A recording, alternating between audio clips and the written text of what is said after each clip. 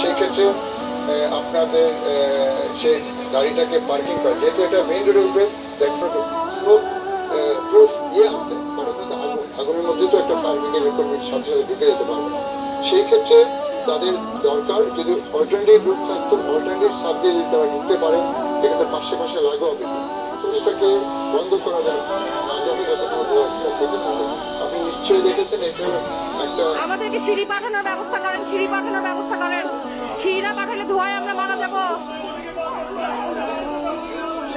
সাজিয়ে রেখেছে ব্রিগেড এর মাধ্যমে দিচ্ছে, টার্ন টেবিল লেডারের মাধ্যমে, ফায়ার ফাইটিং ভেহিকেলের মাধ্যমে দিচ্ছে। এই পরিমাণ পানি যে ওইসব কম্বাসন ম্যাটেরিয়াল তো উপরে চতুর্দিকে সিলিং, ওখানে পানি পড়ছে, জানলা দিয়ে হয়তো নিচে যাচ্ছে, পানিটা পৌঁছানো যেখানে আগুনটা ধরে আছে সেখানে তো ঠিক মতো পৌঁছাতে হবে, জানলা দিয়ে কমপ্লিট পৌঁছাতে হবে, আনলেস দ্য ফায়ার ফাইটার যদি যতক্ষণ পর্যন্ত না ভিতরে প্রবেশ করছে সেই ততক্ষণ পর্যন্ত কিন্তু ওই আগুনটা কোথায় আছে কিভাবে ইয়ে হচ্ছে, তো জানলা দিয়ে যে আগুনটা বেরোচ্ছে সেটাই সে টার্গেট করে কাজ করে থাকে।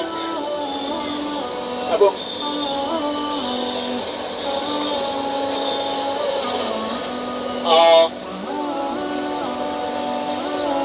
আমরা কিন্তু আসলে একটু আগে জানতে পেরেছি যে ইতিমধ্যে এখানে 4 জন নিহত হয়েছে এবং সম্ভব হয়েছে, কারণ হর্ষদ্রী বলে দেয় যে উদ্ধার তৎপরতা কি পরিমাণ চলছে এবং সেখান থেকে উদ্ধার করা সম্ভব হয়েছে।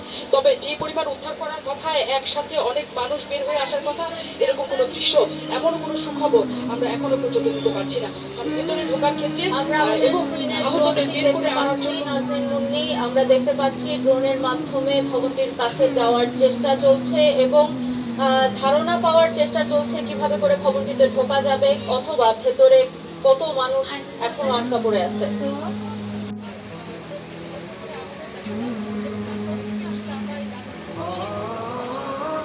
আওয়াজ দে।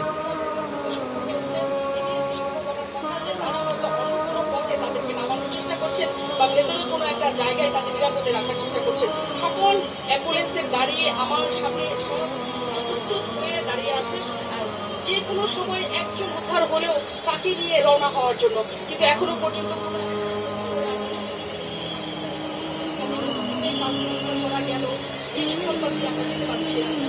হেলিকপ্টারের আগমনও আমরা দেখতে পাচ্ছি, যদিও 8 এবং 9 নম্বর করে যে আগুনের সূত্রপাত হয়েছিল তা অনেকখানি নিয়ন্ত্রণ মনে হচ্ছে আমাদের আপাত দৃষ্টিতে, যদি থেকে আমরা অনেক ধোঁয়া আবার নতুন করে বের হতে দেখছি। সেনাবাহিনীর সদস্যরা যুক্ত হয়েছেন, আমি রেড ক্রসের সদস্যদেরও দেখছি। ফিট দূরেও না, হয়তো 4-5 ইঞ্চি দূরে প্রত্যেকটা বিল্ডিং একটি থেকে আরেকটি, কাজে একটি ভবন থেকে আরেকটি ভবনে যাতায়াত অনেকখানি সহজ হবে। রানা প্লাজার ক্ষেত্রেও আমরা সেটি দেখেছি, আশেপাশের ভবন থেকে যখন ভবনটি একই সাথে ভেঙে পড়েছে তখন আশেপাশের ভবন থেকে সেই ফ্লোরগুলিতে ঢোকার চেষ্টা হয়েছিল, সেই চেষ্টা হয়তো বা এখান থেকেও হবে।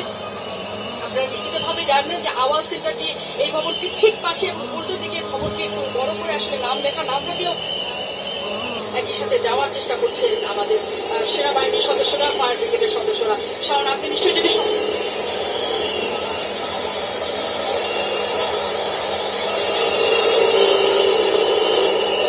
অনেকক্ষণ পরে আমরা আবার তাদের দেখতে পাচ্ছি, তাদেরও হয়তো প্রয়োজনীয়তা দেখা দিয়েছে। এত মানুষের একসাথে এখানে আগমনে একটি সমস্যা সবচেয়ে প্রকট দেখা দিয়েছে, সেটি হচ্ছে এখানে কোনো ইমার্জেন্সি মোবাইল নেটওয়ার্ক কাজ করছে না।